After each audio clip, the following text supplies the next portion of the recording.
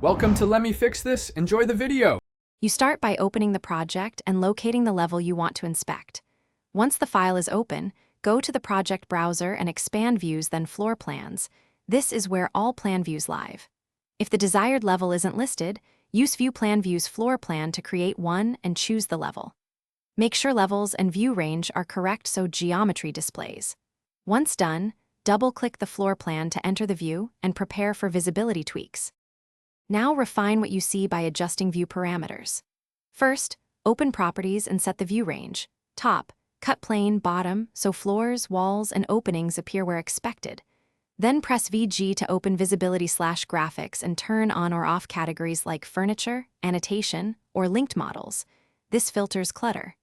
Adjust Detail Level and Scale for the right amount of information, and enable Underlay or edit the crop region to focus the plan. Once adjusted, pan and zoom to confirm the floor plan shows the intended content.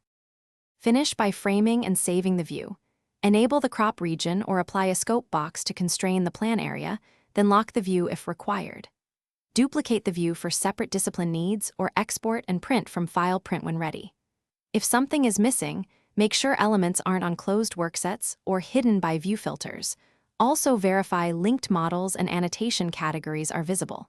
If performance lags, temporarily hide heavy categories. Save frequently so changes and troubleshooting fixes aren't lost.